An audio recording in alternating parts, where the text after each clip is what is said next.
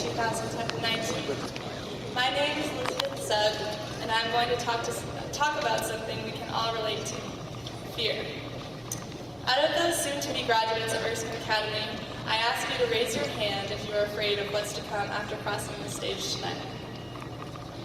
A few, okay. Now, how about the parents of those graduates? Would you raise your hand if you're afraid of what's to come for your child after graduating? Still afraid. Okay, I see a bit more. Well, tonight, I'm going to share with you some of my deepest fears in hopes that you will see, as I have over the past 4 years, that fear is the true catalyst for change and is an emotion that we should try to embrace throughout each day. I'm afraid of being tickled. It's actually a severe problem. I'm afraid of cockroaches. I'm afraid of speaking in front of large crowds. How coincidental. I'm afraid of grades, so much so that for the past 2 years, the mere mention of the phrase class rank or top 10 would prompt my heart to race as my hands grew damp and my forehead glossed over. It might be right now, but I'm afraid of the fact that a standardized test is going to affect my entire life. I'm afraid of social media. I'm afraid that while so many preteen girls become obsessed with appearances and high-profile lifestyles, they'll lose sight of what will be prosperous for their entire lives: inner beauty. I'm afraid of the developing brains of teenage boys. I'm afraid that we are conditioning them to think that if our president can get away with it, then why can't they? I'm afraid that I'm going to offend you. I'm afraid that if I, a young woman, stand up for what I believe in, you won't take me seriously. I'm afraid that we have lost sight of the fact that we are citizens of the earth before any other establishment.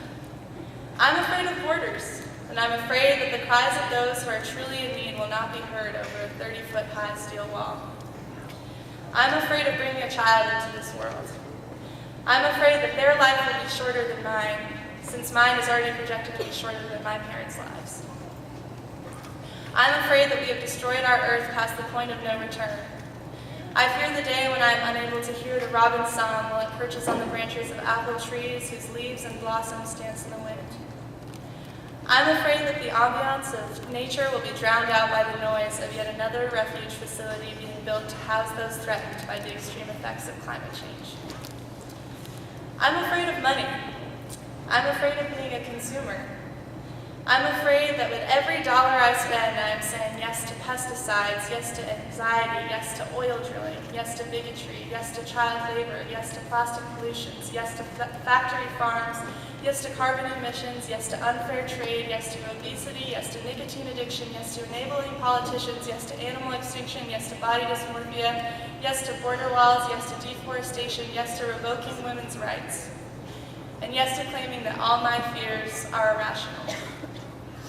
Certainly some could be. I know that cockroaches are relatively harmless, but I can tell you that what petrifies me the most is that this graduating class, along with hundreds of thousands around the nation just like it, is going to be in charge of finding solutions to all of these problems. We are the ones who must make a difference. We are the ones who must hastily act to reshape our world into a beautiful place where humans and the earth can live in harmony. Earlier I mentioned that fear is something we can all relate to. This is true. We congregate around fear because we seek support from others who can empathize with us. This is an important coping mechanism for animals because oftentimes terrifying obstacles cannot be faced alone. However, fear must be faced and embraced individually for change to occur. No effort is too small. Each and every one of us must act as if everything that we do is going to change the world. This may seem naive and presumptuous as is, but I want you to consider this. I have dedicated countless hours to activism and simply trying to do the right thing throughout the past 4 years.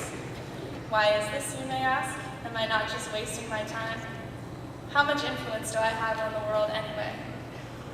My answer to these questions is I don't know, really. How am I to gauge my importance in this world? I wonder, however, would you ask the same questions of Rosa Parks as she simply stayed put on that bus nearly 65 years ago? Would you ask the same of Malala Yousafzai and her classmates as they simply attended school in Pakistan with the Taliban breathing down their necks?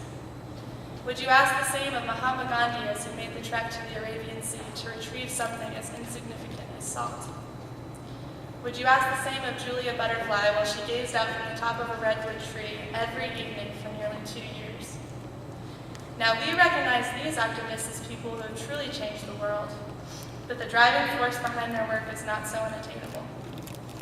All of them were fearful of something, but what sets them apart is that they were courageous. This may sound contradictory, but what I mean is this.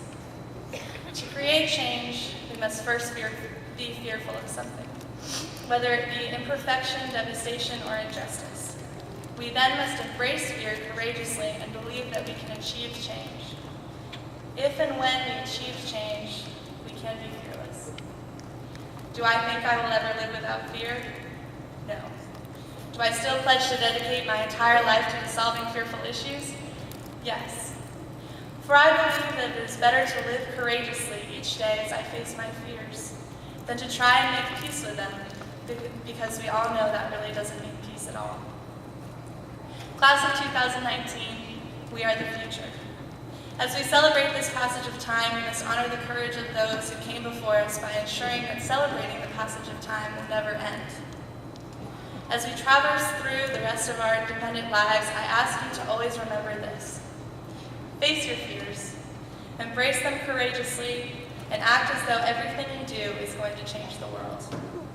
Thank you to all those faculty at Erskine Academy and our friends and family who have helped prepare us for this occasion. And as we celebrate tonight, let us celebrate the prosperity of forever, fearfully.